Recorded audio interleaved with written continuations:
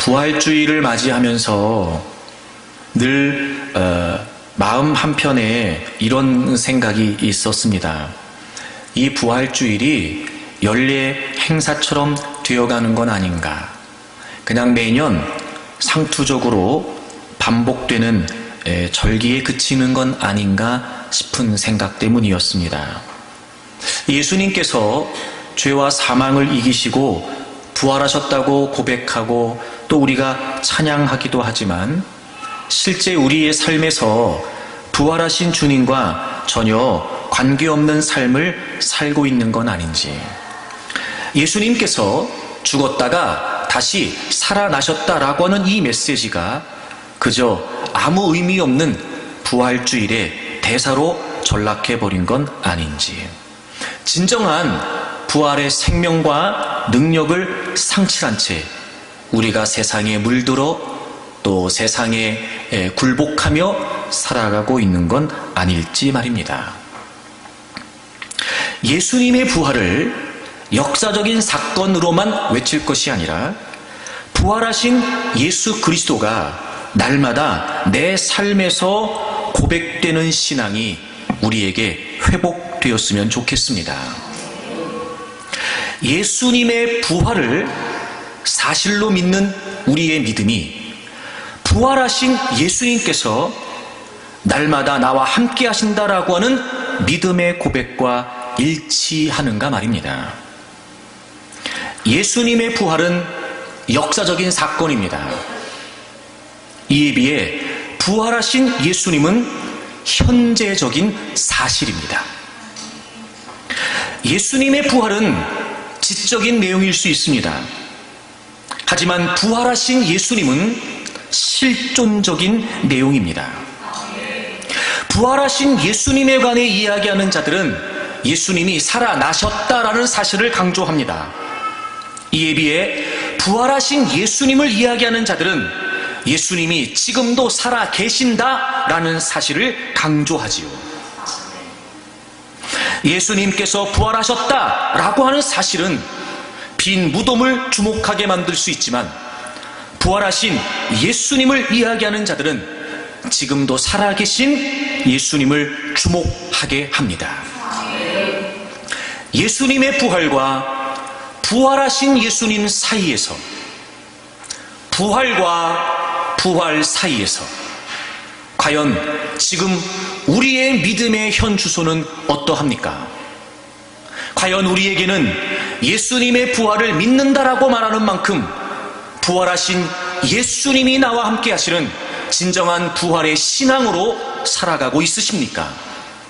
부활과 부활 사이에서 예수님의 부활만 믿고 예수님의 부활만 이야기하는 것이 되어서는 안 될 것입니다. 성경을 잘 압니다. 내용도 훤히 꿰뚫고 있습니다. 어디에 가면 부활의 이야기가 있는지 잘 찾기도 합니다. 하지만 그들에게 예수님의 부활은 그저 거기까지, 그 이상 그 이하도 아니라면 여러분, 그것처럼 안타깝고 불행한 일이 어디 있겠습니까? 사랑하는 여러분, 진정 여러분들이 예수님의 부활을 믿으십니까? 그렇다면 그 부활하신 예수님, 살아계신 예수님을 믿는 그 부활의 생명과 능력이 우리의 삶에 나타나야 될 것입니다. 날마다 그분을 만나는, 날마다 그분과 함께하는, 그분이 내 안에, 내가 그분 안에 있는 실존적인 교제가 있는, 그분의 영광을 바라보는 눈이 열리고 그분의 음성을 듣는 귀가 항상 열려 있어 늘 우리의 삶이 그분으로부터 주시는 은혜 때문에 감사가 있고 감격이 있고 무엇보다 살아 움직이는 역동적인 부활의 생명과 부활의 능력에 걸맞는 그런 믿음의 삶을 우리가 살고 있는지 말입니다. 사랑하는 여러분, 여러분의 믿음은 어떠십니까? 부활과 부활 사이에서.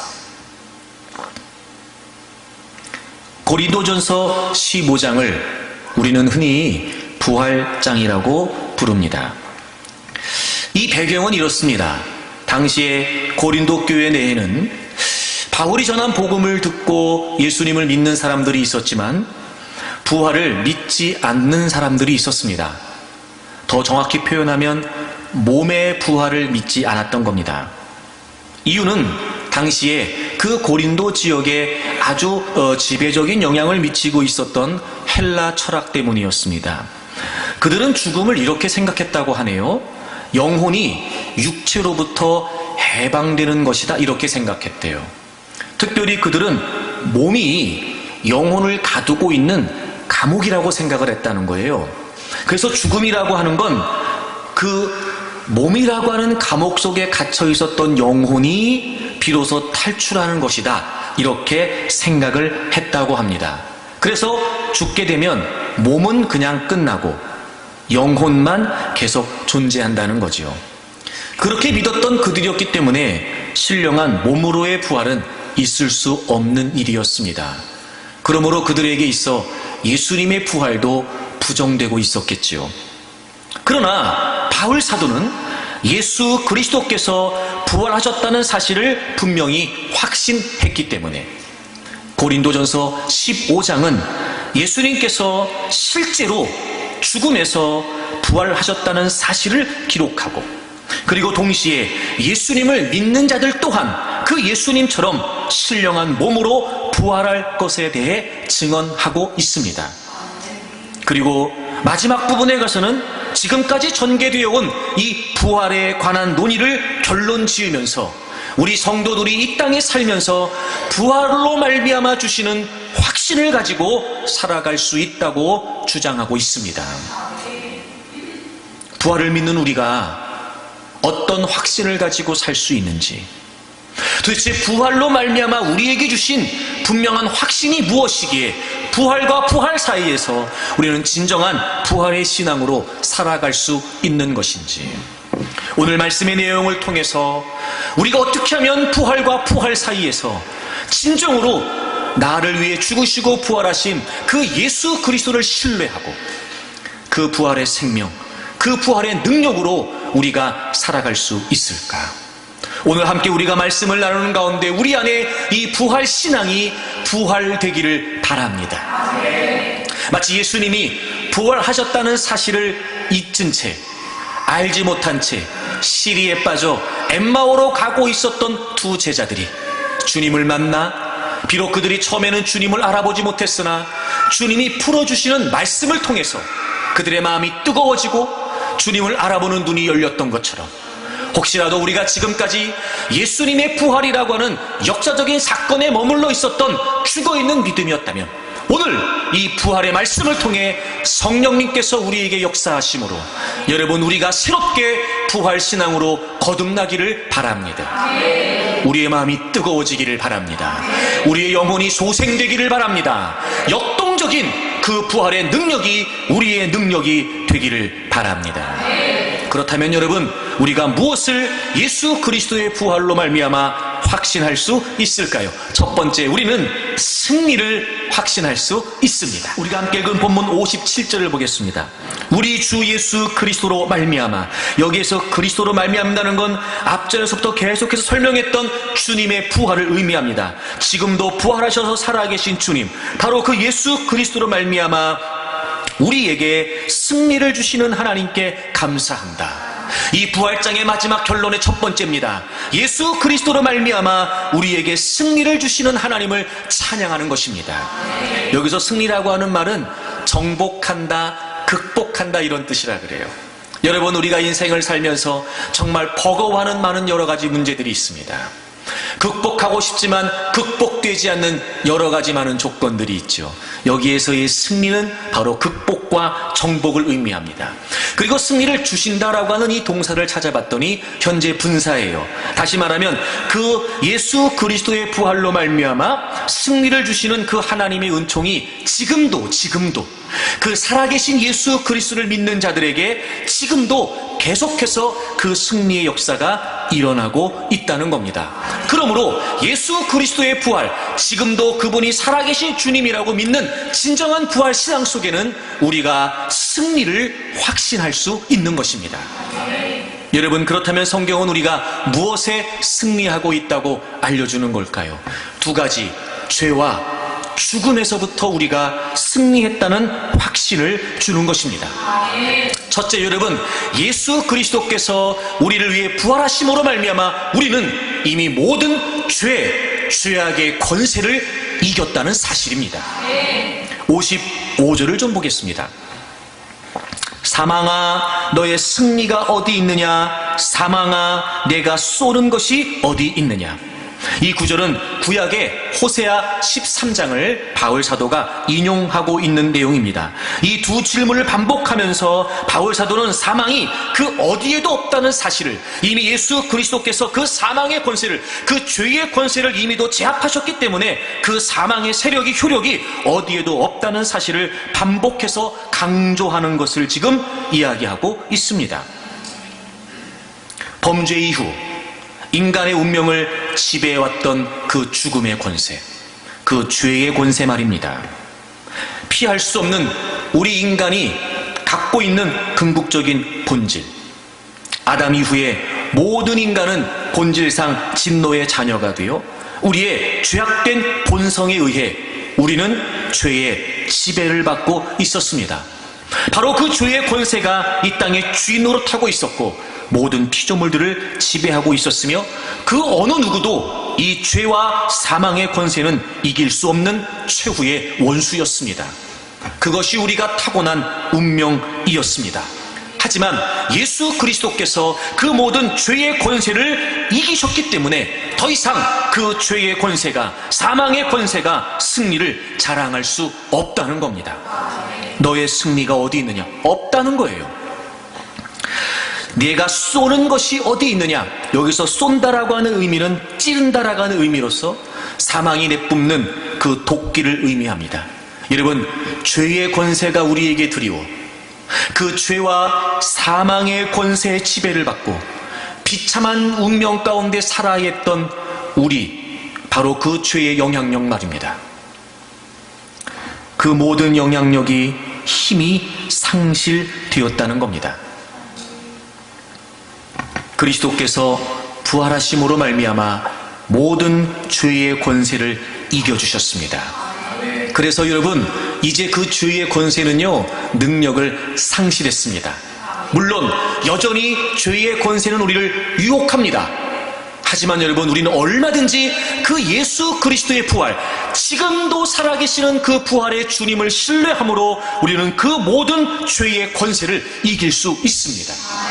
여러분, 죄의 권세가 이미 예수 그리스도의 부활로 말미암아 상실되었다는 사실을 잊지 마십시오. 물론 우리가 이 땅에 살아가는 동안 끊임없이 우리는 싸워야 될 것입니다. 죄와 싸워야 됩니다. 우리를 지배하려고 하는 죄의 권세와 우리는 싸워야 될 것입니다. 그 성경은 우리가 피 흘리기까지 싸우라고 가르치고 있습니다.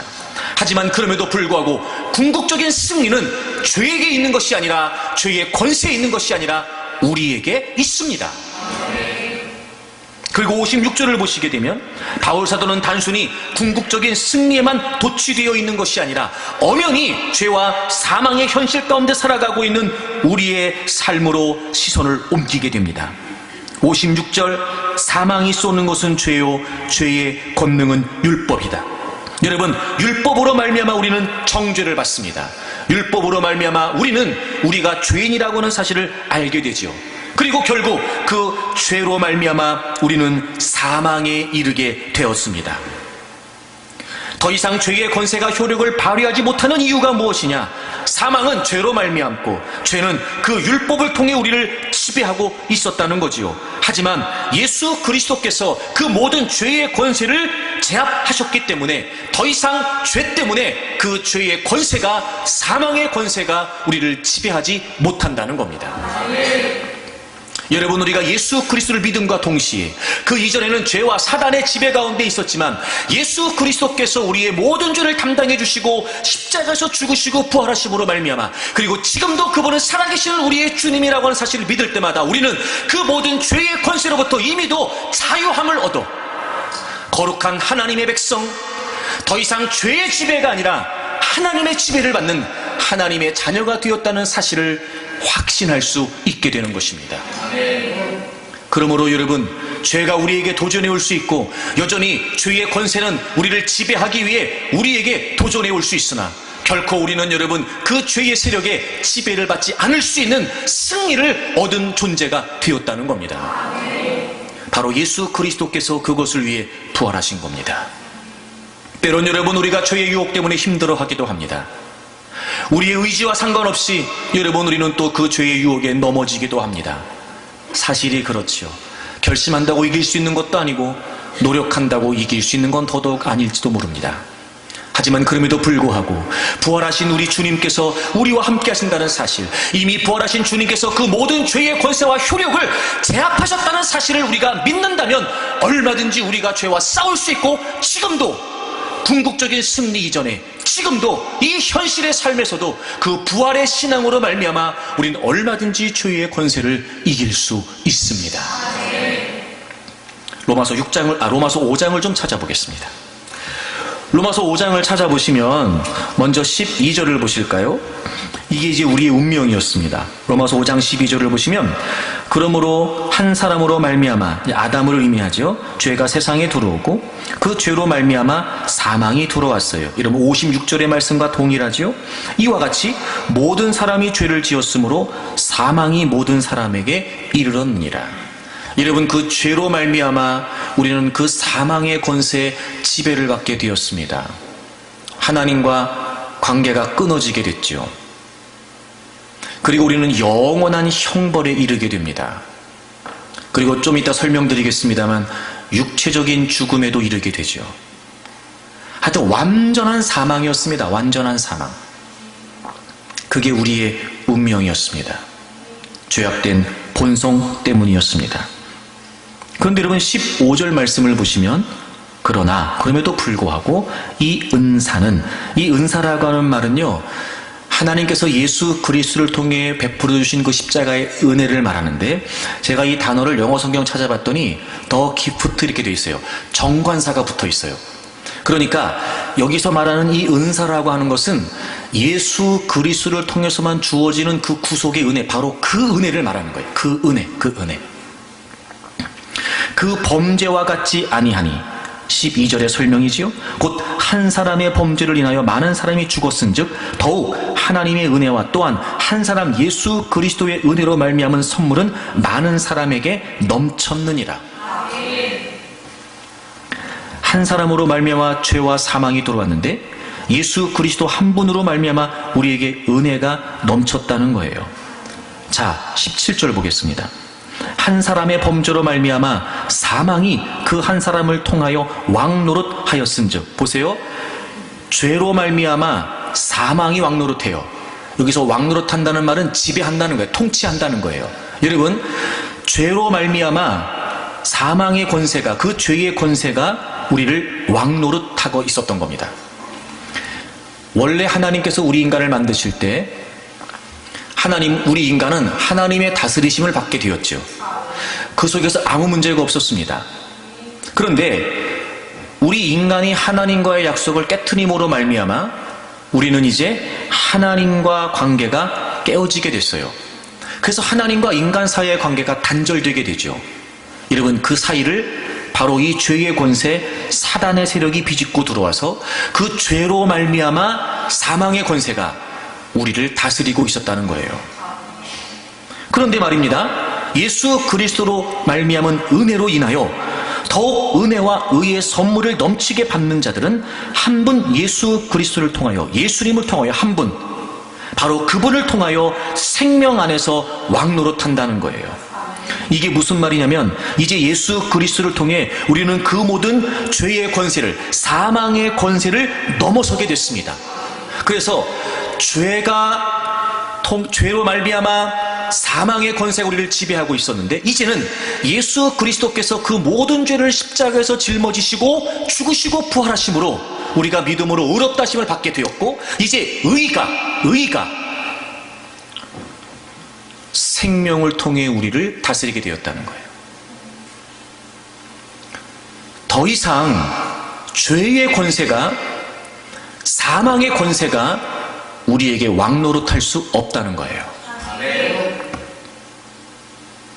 여러분, 이거는요, 우리가 부활하신 주님을 믿음으로 말미암아 우리의 실제 삶의 현장에서 그 모든 어둠의 세력과 싸워 이길 수 있다는 완전한 승리의 확신이 됩니다.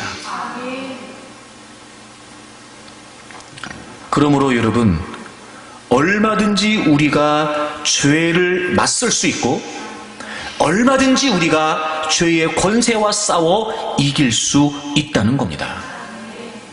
그러니 여러분, 이제 죄의 유혹 앞에 무기력하게 무너지지 마십시오. 예수 그리스도께서 부활하셨다는 그 역사적인 사실이 지금 부활하신 예수 그리스도가 여러분과 함께 하신다는 사실로 확신되기를 바랍니다. 그리고 이미 그 모든 죄와 사망의 권세가 예수 그리스도로 말미암아 능력을 상실했다고 하는 사실을 잊지 마십시오. 자, 요한일서를 가보세요, 여러분. 요한일서를. 그래서 요한일서 3장 6절을 보시게 되면, 요한일서 3장 6절을 보시면은요, 그 안에 거하는 자마다, 즉 예수 그리스도 안에 거하는 자마다 범죄하지 아니하나니. 여기서 범죄하지 않는다는 말은요, 죄를 짓지 않는다는 말이 아니라 죄를 이긴다는 거예요. 분명히 우리에게 승리를 약속해 주셨어요. 부활하신 주님, 그 예수 그리스도가 내 안에 거하신다는 사실을 확신함으로 여러분, 우리는요, 그 모든 죄와 사단의 권세를 이길 수 있습니다. 우리의 믿음을 넘어뜨리기 위해 시도하고, 우리를 그릇된 길로 이끌어가기 위해 유혹하며, 우리 스스로 무너지도록 우리의 죄악된 본성을 자극하여 우리로 말미암아 그릇된 길로 치닫게 하는 그 모든 죄의 세력의 유혹이 우리에게 있을 수 있으나 결코 그 죄의 세력이 우리를 이길 수 없습니다. 그러니까 이미 우리는 승리를 약속받은 사람들이에요. 잊지 마십시오. 그리고 그 부활하신 예수 그리스도가 지금도 우리와 함께 하신다는 사실을 신뢰하고 그 승리를 확신하고, 여러분, 더 이상 그 죄의 세력으로부터 자유함과 그 모든 죄의 세력으로부터 우리가 승리할 수 있다는 사실을 확신하고 사십시오. 죄로부터의 승리뿐만 아니라 죽음으로부터의 승리도 우리에게 약속되어 있습니다. 여러분, 예수 그리스도께서 우리를 위해 부활하심으로 우리에게 또 어떤 승리가 있냐면요, 육체적인 죽음이 결코 우리를 이길 수 없습니다. 자, 다시 본문으로 돌아와 보실까요? 고린도전서 15장 20절을 좀 보겠습니다. 15장 20절을 보시면, 그러나 이제 그리스도께서 죽은 자 가운데서 다시 살아나사 잠자는 자들의 첫 열매가 되셨도다. 여러분, 이 20절의 내용은요, 이제 그 예수 그리스도의 부활이 가져온 우리에게 아주 희망적인 결과를 설명하고 있는데요, 예수님께서 잠자는 자들의 첫 열매가 되셨다는 겁니다. 여기서 첫 열매라고 하는 것은 모든 수확의 시작, 그러니까 그 모든 수확의 시작이 곧 보증이 되는 것처럼 부활하신 예수 그리스도께서 우리의 첫 열매가 되셔서 바로 그 그리스도는 모든 성도들의 부활의 보증이 된다는 거예요. 보증. 여러분, 우리에게 주어진 가장 완벽한 절망은 뭐냐면 죽음입니다. 우리가 제일 두려워하는 게 뭐냐면 죽음이에요. 죽음은 다 끝난다고 생각합니다. 그래서 여러분, 이 육체적인 죽음은요, 사실 우리가 믿음이 없이는 극복해내기가 어렵습니다. 그래서 모든 사람들이 죽음 앞에 두려워하는 거예요. 그런데 예수 그리스도께서 우리를 위해 죽으셨습니다. 그러므로 우리도 예수님이 부활하신 것처럼 부활할 수 있다는 분명한 보증이 되셨다는 거예요. 21절 보세요. 사망이 한 사람으로 말미암았으니 죽은 자의 부활도 한 사람으로 말미암는도다. 더 이상 또 다른 증거가 필요 없습니다. 더 이상 또 다른 보증이 필요 없어요. 예수 그리스도께서 부활하셨다는 사실이 우리가 죽음에서 이겼다는 확신이 된다는 거죠. 22절, 아담 안에서 모든 사람이 죽은 것 같이 그리스도 안에서 모든 사람이 삶을 얻으리라. 여러분, 이건 미래형이거든요. 살게 될 것이다, 이런 표현이에요. 육체적인 죽음과 대조적인 표현이에요. 육체적인 부활을 가리킵니다. 그리스도의 재림 때 반드시 주님 안에서 죽은 자들에게 부활이 있다는 것을 강조하는 거예요. 모든 사람이, 예수 그리스도 안에서 죽은 모든 사람이 바로 주님처럼 부활한다는 거예요. 여러분, 어떻게 부활하는지 궁금하지 않으십니까? 44절을 보실까요? 육의 몸으로 심고 신령한 몸으로 다시 살아나려니 육의 몸이 있은즉 영의 몸도 있느니라. 여러분, 육의 몸과 영의 몸을 지금 대조하고 있다는 게 느껴지시죠? 바로 이 신령한 몸, 영적인 몸은 육의 몸과 대조되는 거예요. 지상에서의 몸과 대조되는 겁니다. 여러분, 우리가 부활할 때 하나님의 능력으로 변화될 새로운 몸, 즉 하나님의 나라에 합당한 존재 양식으로 변화되는 몸을 말해요. 사실 우리가 상상이 안 돼요. 상상이 안 됩니다. 그러니까 이건 그날 가봐야 알아요. 그러나 중요한 건 뭐예요? 부활이 분명하다는 거예요. 육체로 죽는다는 것이 우리에게 끝이 아니란 말이에요. 그래서 49절을 보시면요, 우리가 조금 더 이해할 수 있도록, 사실 그래도 다 이해가 안 되지만, 우리가 흙에 속한 자의 형상을 입은 것 같이 또한 하늘에 속한 이의 형상을 입으리라. 이 하늘에 속한 이가 바로 예수님을 말해요. 참 여러분, 기가 막히죠. 우리가 부활할 때 어떻게 부활하냐면요, 그 그리스도의 거룩한 본성을 따라, 그리스도의 혁상을 따라, 그 그리스도의 형상을 따라 우리도 부활한다는 거예요. 신령한 몸으로. 여러분, 그러므로 결코 죽음이 우리에게 두려움이 될 수 없어요. 여러분, 그렇기 때문에요, 죽음이 우리에게 두려움이 될 수 없다고요. 우리는 그 모든 죽음의 권세에서 승리하신 예수 그리스도로 말미암아 우리도 부활할 수 있다라고 하는 승리의 확신을 얻은 사람들이 되었다는 거예요. 여러분, 하나님 나라는 이 몸으로 가지 못합니다. 50절을 보세요.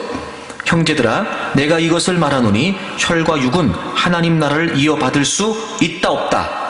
없고, 또한 썩는 것은 썩지 아니하는 것으로 유업을 받지 못하느니라. 여러분, 이 몸으로 하나님 나라 가는 거 아니에요. 그리고 몸의 신령한 몸으로의 부활 없이 영으로 하나님 나라 가는 거 아니에요. 여러분, 예수 그리스도가 부활하신 그 신령한 몸처럼 우리도 그렇게 부활한다는 거예요. 물론 그게 지금 우리가 다 헤아릴 수 없어요.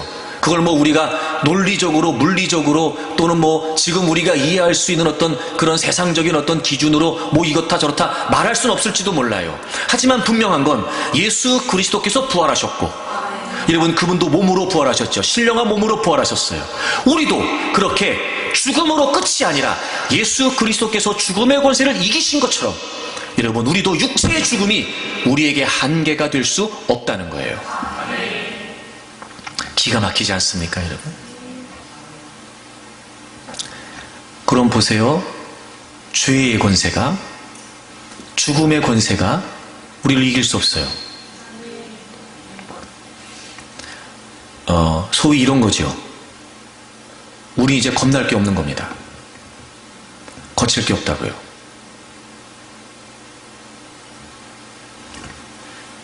부활하신 예수 그리스도를 믿게 되면 예수 그리스도의 부활이 역사적인 사건으로만이 아니라 그 부활하신 예수 그리스도가 지금도 살아계시는 주님이라고는 분명한 부활신앙, 여러분, 우리는 이 세상에서 그 어떤 두려움과도 맞설 수 있습니다. 히브리서 2장을 찾아보세요. 우리 14절 15절을 다 같이 읽겠습니다. 히브리서 2장 14절 15절을 같이 읽어요. 신약성경 354페이지입니다. 354페이지. 히브리서 2장 14절 15절을 다 같이 읽겠습니다. 시작. 자녀들은 혈과 육에 속하였음에 그도 또한 같은 모양으로 혈과 육을 함께 지니심은 죽음을 통하여 죽음의 세력을 잡은 자 곧 마귀를 멸하시며 또 죽기를 무서워함으로 한평생 매여 종노릇하는 모든 자를 놓아주려 하심이니. 아멘. 여러분, 이 두 가지 승리를 예수 그리스도께서 십자가상에서 이루어 주셨다는 사실을 우리에게 증거하고 있습니다. 예수 그리스도의 부활은 바로 이 죄와 그리고 죽음의 권세를 이기신 승리였고, 바로 그 주님의 승리는 지금도 이 시대를 살아가고 있는 우리에게 승리의 확신이 된다는 거예요. 그러니 여러분, 이제 우리의 믿음엔 거칠 것이 없습니다. 이제 우리의 믿음의 삶엔 두려울 것이 없습니다. 이미도 죄로 말미암아 우리를 지배하려고 했던 그 사망의 권세를 예수 그리스도께서 이겨주셨고, 육체의 죽음이라고 하는 그 누구도 뛰어넘을 수 없는 완벽한 한계를 예수 그리스도께서 부활의 첫 열매가 되어주심으로 말미암아 우리에게 승리를 약속해 주셨습니다. 확신하십시오. 이 승리가 여러분의 삶에 날마다 확신되기를 바랍니다. 물론 의심이 될 때도 있을 겁니다. 두려울 때도 있겠지요. 마치 여러분, 주님의 제자들이 부활하신 주님께서 나타나셨음에도 불구하고 의심했던 것처럼, 그 의심이라고 하는 단어를 찾아보니까 그게 무슨 의미였냐면요, 인간적인 사상이나 인간적인 생각이나 세상적인 가치의 영향을 받아서 흔들리는 게 의심이에요. 여러분, 우리가요 자꾸 믿으려고 해도 왜 우리가 의심이 드나 봤더니, 세상에서 살아가고 있다라고 하는 이 한계 때문에 자꾸 우리가 거기에 휩쓸려가는 거예요. 그러나 이 역시도 원수마귀의 도전일 수 있지만 우리는 그것도 이길 수 있다는 거예요. 부활하신 주님, 저는 여러분에게 그 분명한 믿음이 있기를 바랍니다. 이미 죄와 이 죽음의 권세를 우리가 이겼다는 확신을 가지고 날마다 부활하신 주님과 함께 여러분의 믿음의 삶을 이어갈 수 있기를 축복합니다. 두 번째, 또 우리에게 어떤 확신이 부활을 통해 주어졌을까요? 다시 본문으로 돌아오세요. 고린도전서 15장을 보시면 58절입니다. 두 번째, 이 부활장의 결론입니다. 그러므로 그러니까 지금까지의 모든 논의를 종결하고 이제 결론을 내는 거예요. 그러므로, 그러니까 부활이 확실하니까, 부활이 분명하니까, 그러므로 내 사랑하는 형제들아, 견실하며 확고부동, 흔들리지 않는 거예요. 그리고 흔들리지 말고, 어떤 외부의 영향에도 동요하지 않는 마음의 상태를 말해요. 그러니까 보세요, 견실하고 그 다음에 흔들리지 말고, 동일한 뜻의 유사한 동사를 나열하면서 지금 바울 사도는 이 시대를 살아가고 있는, 부활신앙으로 이 시대를 살아가고 있는 그리스도인의 삶의 자세에 관해서 지금 강조하고 있는 거예요. 이런 부활이 확실하다면, 그러면 우리는 견실하고 흔들리지 않아야 된다는 거죠. 그리고 항상 주의 일에 더욱 힘쓰는 자가 되라는 거예요.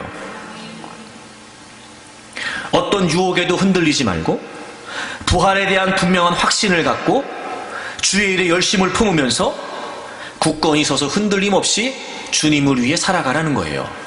그러니까 왜 이런 얘기를 하게 됐냐면요, 또 하나 이 고린도 지역이 갖고 있는 배경이 뭐였냐면, 이 시대의 고린도 지역은요 아주 그 현대화된 그런 문화들이 있었다고 그래요.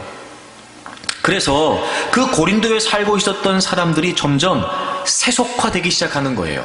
돈, 사치, 부도덕, 음란, 아주 이런 게 넘쳐났던 그런 도시였다고 합니다. 그래서 여러분, 제가 찾아보니까 심지어는요, 고린도인이 된다라고 하는 이 말이 방탕한 사람이 된다라고 하는 표현으로 쓰였다는 거예요. 그러니까 얼마나 그 고린도 지역이 지금 세속화되고 타락되어 가고 있었는지를 우리가 짐작할 수 있겠죠. 바로 그 한 복판에 고린도 교회가 있었던 거지요. 그러니까 지금 고린도 교회 교인들은요 끊임없이 그 세속화의 유혹을 받고 있었던 거예요. 거기다가 아까 제가 헬라 사상도 말씀을 드렸습니다만, 이 고린도 지역은 여러 가지 그런 사상들이 굉장히 자유롭게 이렇게 통용이 되고 있었던 그런 도시였음에도 불구하고 유독 이 기독교, 그리스도 교회에 대해서만큼은 관대하지 않았다 그래요. 그래서 바울 사도도 이 고린도 지역에서의 그 전도 여행을 기록하는 사도행전 18장에 보게 되면 그들로부터 대적과 회방을 받았다고 기록하고 있어요. 그러니까 지금 세속화의 유혹, 그 다음에 기독교를 핍박하는 핍박, 이 유혹과 핍박이 부활이라고 하는 이 두 가지 문제가 지금 고린도 교회에 현실적으로 존재하고 있었던 겁니다. 그런 상황에 바울이 얘기하는 거예요.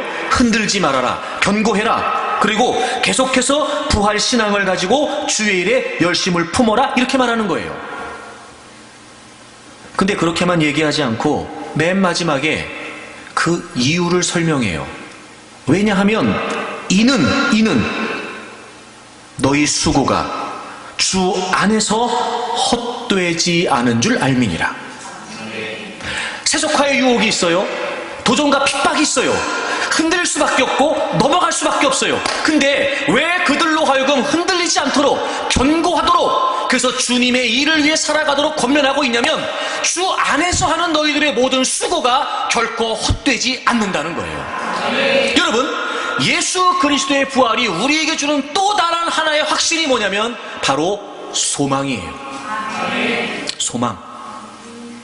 승리만 우리에게 주어진 것이 아니라 소망도 우리에게 주어진 겁니다. 비록 세상의 유혹이 우리에게 넘쳐납니다. 이 시대는 점점 더 그렇습니다. 게다가 핍박도 거셀 수 있습니다. 이제는 점점 주님을 믿는다는 것이, 믿음으로 산다는 것이 어려워지기 시작합니다. 바르게 믿음으로 얘기하는 것도 이제는 점점 거센 도전에 직면해야 되는 그런 시대가 돼버렸습니다. 하지만 그럼에도 불구하고 여러분 잊지 마십시오. 우리에게 진정한 소망은 그럼에도 불구하고 그 모든 것들을 이겨내고 감내해내고 그 모든 것들을 감당하면서라도 주 안에서 행하는 모든 수고는 반드시 우리에게 헛되지 않다는 거예요. 그게 우리에게 소망입니다.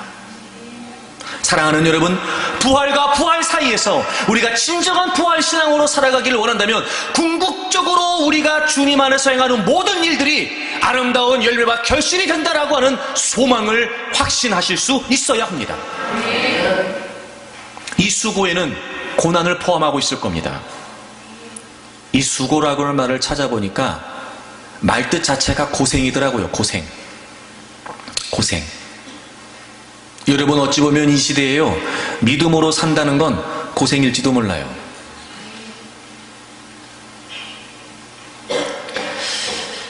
그러면서 주님을 위하여 믿음으로 행하는 이 모든 일들, 고생이 되고 괴롭고 힘들 수 있을 겁니다. 하지만 중요한 건 여러분, 고생이 고생으로 끝나지 않고 괴로움이 괴로움으로 끝나지 않는다는 거예요.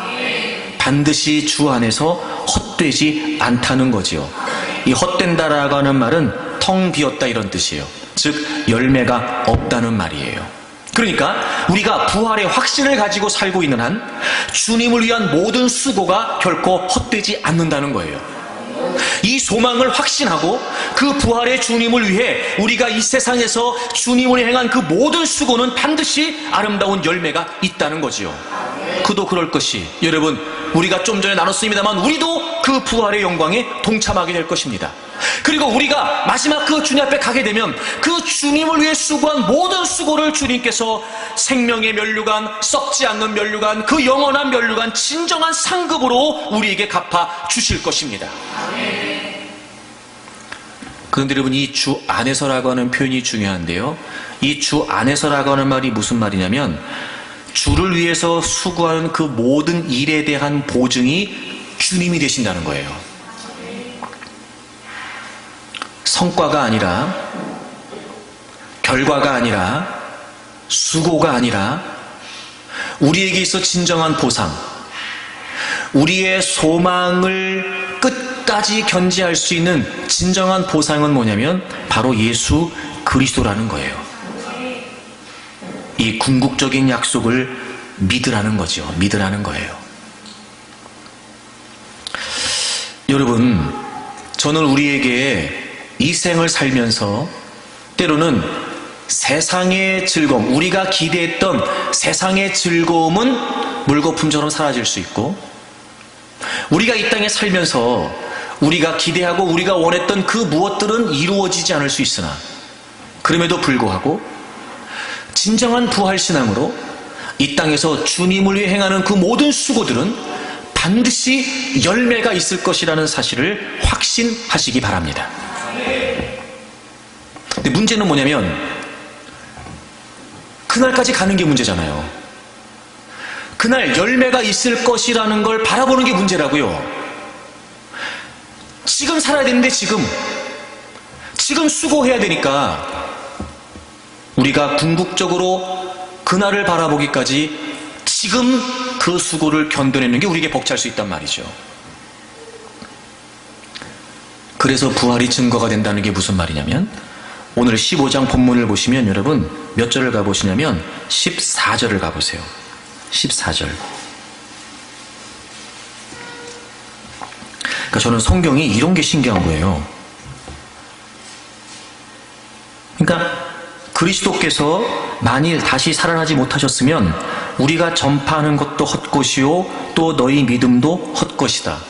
여러분, 여기에 쓰여진 헛것이라고 하는 단어가요, 이 58절에 쓰여진 헛되다라고 하는 단어와 같은 단어예요. 여러분, 이런 의미죠. 우리가 주님을 위해 이 땅에서 수고한 모든 수고가 그날에 가서 열매가 된다, 즉 이 땅에서 헛되지 않는다는 걸 우리가 어떻게 확신할 수 있냔 말이에요.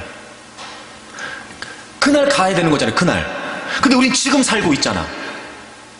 궁극적으로 그날이 우리에게 소망이 되는데 지금 살고 있단 말이에요. 이걸 우리가 어떻게 이 갭을 줄일 수 있냐는 거예요. 어떻게 소망을 확신하는 거냐면요, 부활하신 주님으로 말미암아 우리가 믿는 믿음이 헛되지 않다는 걸 확신하는 거예요. 우리가 믿는 믿음이. 여러분, 예수님을 믿기로 하신 선택을요, 잘하신 겁니다. 예수 그리스도께서 우리의 구주가 되시고 예수 그리스도께서 우리의 주인이 되심으로 내가 이제 그분을 믿는 믿음으로 살아야 되겠다 결정하신 거 잘하신 겁니다. 여러분이 믿는 예수님이 진짜입니다. 여러분이 믿는 그 예수 그리스도, 그분이 정말입니다. 여러분의 믿음이 확실하고 여러분의 믿음은 헛되지 않습니다.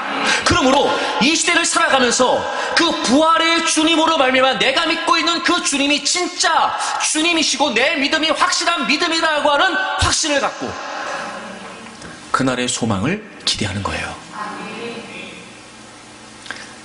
그래서 여러분, 진짜 믿음은요, 주님만 바라보는 거예요. 주님만 바라보는 거예요. 근데 그 주님만 바라보는, 우리가 그 예수 그리스도로 말미암아 우리가 믿는 믿음이 진짜라고 하는 보증이 되는 그 믿음의 창시자이시고 믿음의 완성자가 되시는 주님을 바라보는 우리의 시선이 흐트러지게 되면 결국 우리의 믿음도 흐트러지게 되고, 그날 우리가 주님을 위해 수고한 모든 수고가 열매가 된다는 사실을 놓쳐버리게 되죠. 그러니까 당장의 상황에만, 그러니까 지금의 문제에만 급급하게 되는 거예요. 그리고 정말 내가 그 현장에서, 그 삶의 현장에서 지금 내가 직면하고 있는 여러 가지 많은 상황 가운데서 물론 고생이 되고 괴롭고 힘들고 어려울 수 있고 때로는 정말 감당하기 벅차다, 이제는 그만하고 싶다라는 마음이 들기도 하고, 이런저런 이유 때문에 여러분 우리가 지칠 수 있고 이런저런 이유 때문에 우리가 힘겨운 상황을 맞이할 수도 있지만, 그럼에도 불구하고 바로 이 예수 그리스도를 통해 우리에게 주신 믿음이 확실하면 이겨낼 수 있다는 거예요.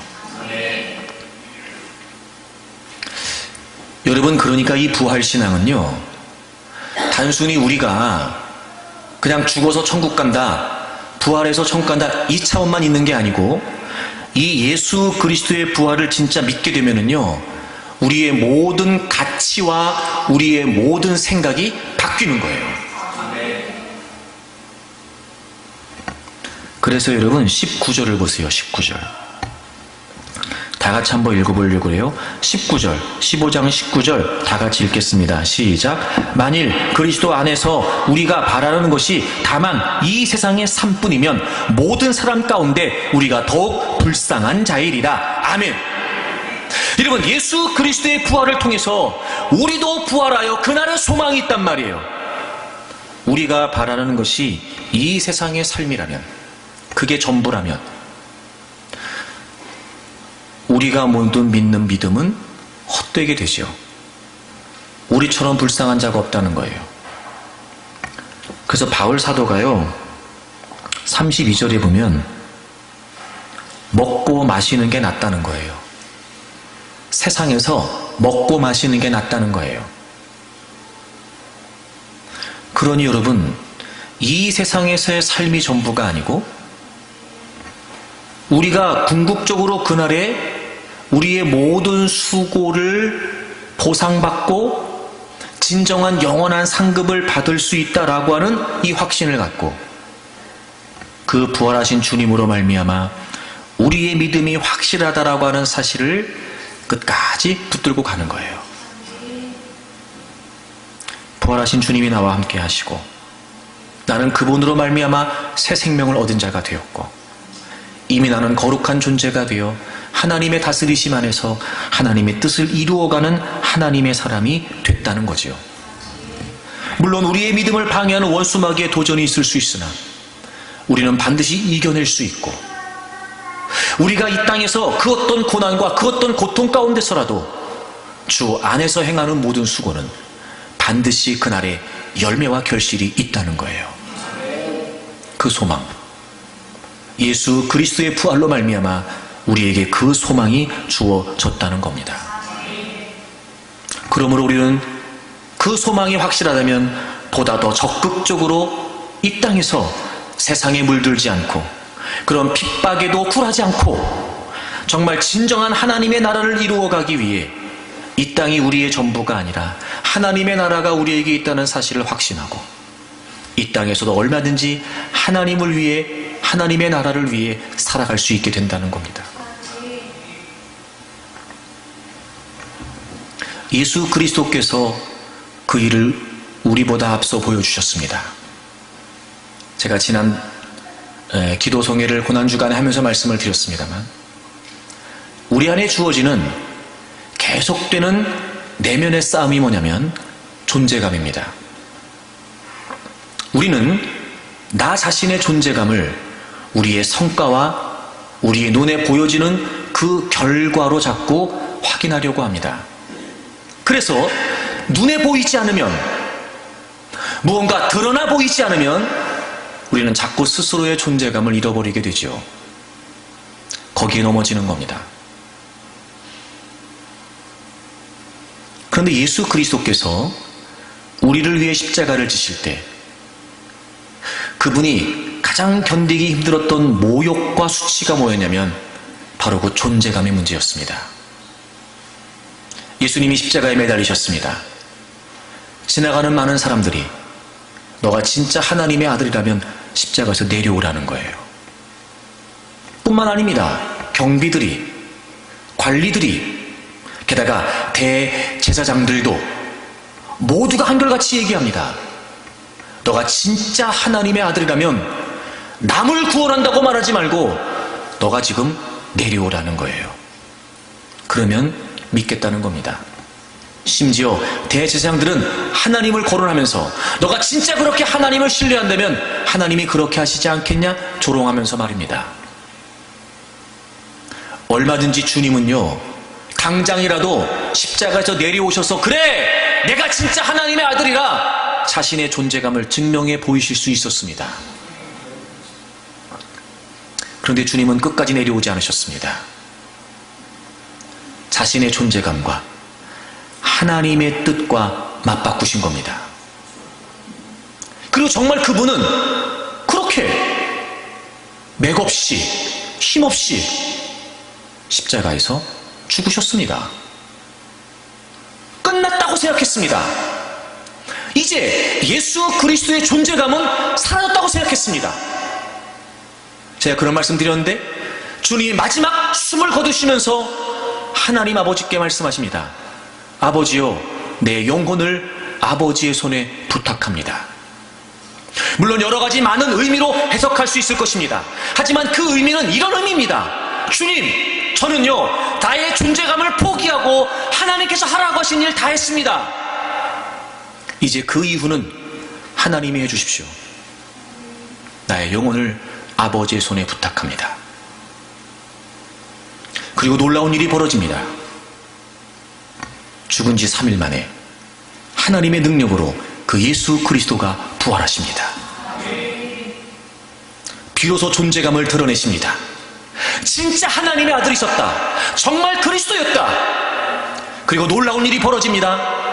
주님이 십자가에 죽으셨을 때 그 주님을 버리고 다 도망갔던 제자들이 다시 부활하신 주님을 만나고 두려움, 염려, 근심으로부터 자유함을 얻어 그들이 성령의 능력을 힘입어 그 예수가, 너희들이 죽인 그 예수님이 바로 그리스도라고 목숨을 걸고 증거하기 시작합니다. 그때로부터 지금까지 우리에게까지 수없이 많은 곳에서 수없이 많은 사람들에게 예수 그리스도의 존재감은 증명되고 있습니다. 여러분, 무엇이 진정한 소망일까요? 무엇이 진정한 승리일까요? 이 세상에서 자신을 드러내기 위해 혈안이 되어 끝도 없는 욕망에 이끌려 자신의 존재감이 이유가 되어 살아가는 것이 진정한 소망일까요? 아니면 비록 이 시대를 살아가면서 우리의 존재감은 허물어질 수 있고 때로는 이해하지 못하고 지지하지 못하는 사람들로 말미암아 비난과 수치를 당할 수도 있으나 그럼에도 불구하고 영원한 하나님의 나라의 진정한 소망을 두고 그날에 주 안에서 행한 우리의 모든 수고가 헛되지 않다는 사실을 확신함으로 묵묵히 그 길을 걸어간다면 반드시 하나님은 하나님 자신의 뜻을 이루시면서 그 일을 위해 수고했던 우리의 존재감을 높여주실 겁니다. 우리에게 이 승리에 대한 확신이 없고 이 소망에 대한 확신이 없는 겁니다. 예수님의 부활과 부활하신 예수님 사이에서 박물관에 있는 믿음처럼, 박물관에 있는 예수님처럼 우린 그렇게 믿고 있는 겁니다. 그러니 우리는 자꾸 십자가에서 내려오려고 하는 겁니다. 사랑하는 여러분, 예수님은 부활하셨습니다. 부활하신 예수님은 지금도 저와 여러분에게 함께하고 계십니다. 그분의 부활은 지금도 유효한, 지금도 우리에게 역사하는 진정한 실제입니다. 승리를 확신하십시오. 소망을 확신하십시오. 그리고 주님이 다시 오시는 그날까지 우리가 신령한 몸으로 부활하여 그 나라에 갈 때까지 주 안에서 수고하십시오. 헛되지 않을 겁니다. 결코 무의미하지 않습니다. 반드시 그날에 하나님께서 우리에게 아름다운 열매를 주실 겁니다. 더 이상 부활과 부활 사이에서 갈등하거나 방황하지 말고 맥없는 의미 없는 믿음으로 살아가려고 하지 말고 정말 부활하신 예수 그리스도를 확신하고 그분이 우리에게 주신 승리와 소망을 확신하면서 여러분 끝까지 믿음의 길을 견지할 수 있기를 바랍니다. 여러분을 통해 하나님의 뜻이 이루어지고 우리 모두 마지막 주님 앞에 섰을 때 정말 기쁨과 감격으로 그 주님의 보상 앞에, 그 주님의 상급 앞에 정말 더할 나위 없는 기쁨으로 그분을 맞이할 수 있기를 바랍니다. 오늘 이 말씀을 통해 저와 여러분 모두 승리를 확신하고 소망을 확신하기를 축복합니다. 우리 찬양 하나 할까요? 오늘 말씀을 기억하면서 승리를 우리에게 주신 주님을 우리가 고백하고 찬양하겠습니다.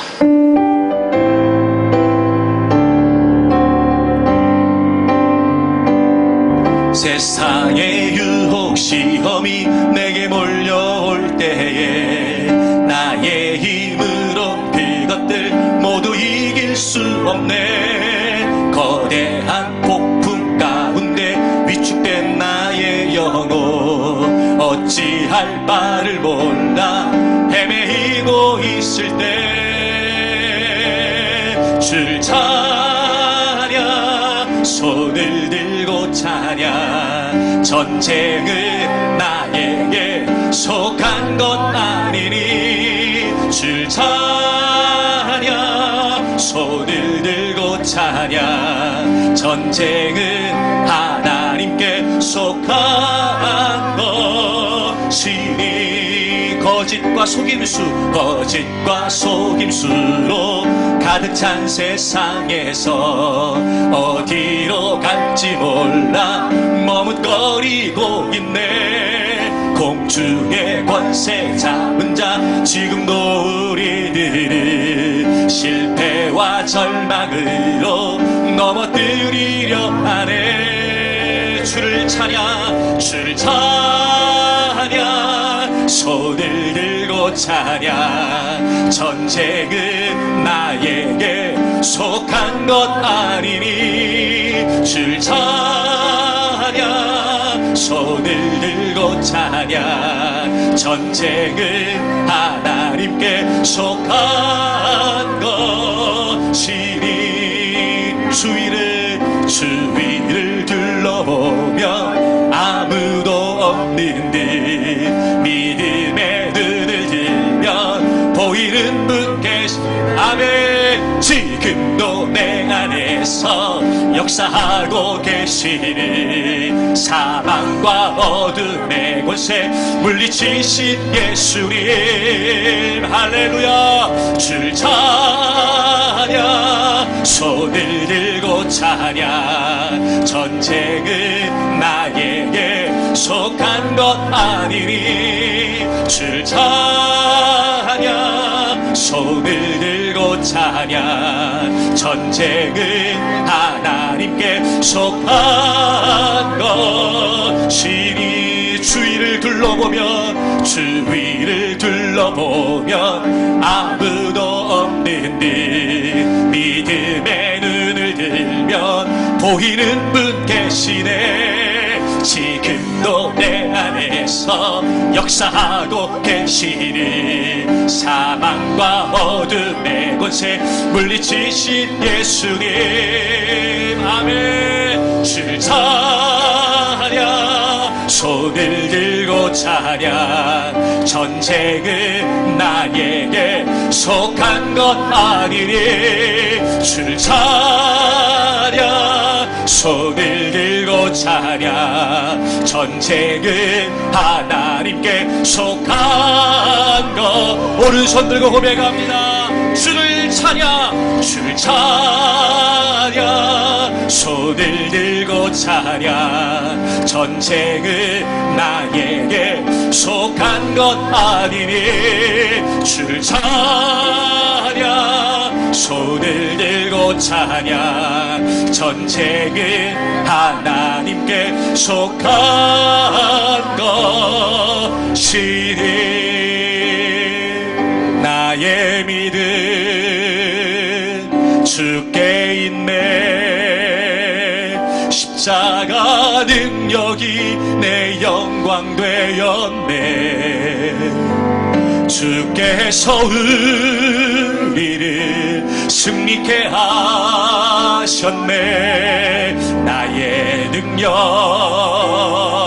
나의 소망 주께 두 손 들고 찬양합니다 오직 예수 오직 예수 나의 믿음 십자가 능력 속에 빛나는 영광 내 모든 승리로 주님께 영광을 나의 힘 나의 소망 오직 예수 두 손을 높이 들겠습니다